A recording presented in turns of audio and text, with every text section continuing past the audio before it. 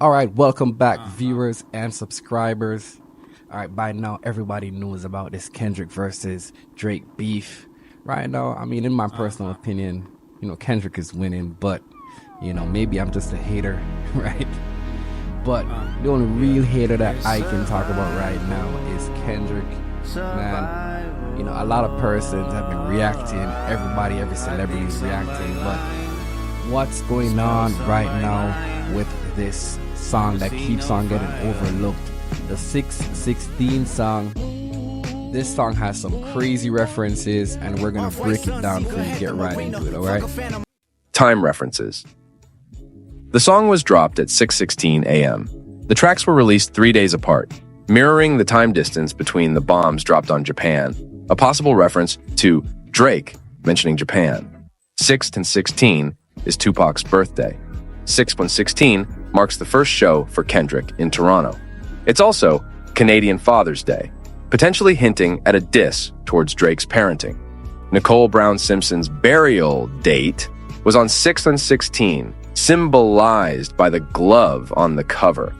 Biblical references, Isaiah 6:16 is quoted, suggesting impending consequences for one's actions. Revelation 6:16, referencing the wrath of the Lamb. Proverbs 6:16, emphasizing qualities that are detestable to the Lord, potentially calling out Drake's behavior. Other references. The song was produced by Taylor Swift's main producer, hence it being tailor-made.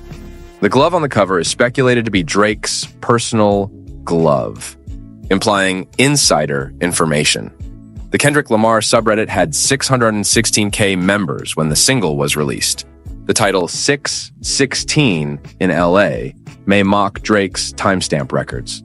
616 is sometimes associated with the mark of the beast in Revelations, with ancient sources like Codex Ephraemi Rescriptus giving the number as XL5 or XIC, transliterable in Arabic numerals as 616. 6/16 is also the date of Lincoln's A House Divided speech, possibly alluding to divisions or conflicts between the two artists. These references add layers of meaning and possible subtext to Kendrick Lamar's 6:16, contributing to the complexity and intrigue surrounding the song and its message. Now, I don't know what kind of entendre that is. Guantanamo entendre, whatever that was, man, but that was something crazy. This is something legendary in the game. It's been a while, I ain't seen nothing like this. I don't even know when we're gonna see something like this again, but this was crazy. Guys, if you haven't liked and subscribed already, go ahead and do so. We're gonna be churning out more videos on this, as of course this beef will continue to escalate. But man, personally, I think this beef is already over, man. Like, this has been crazy. Peace.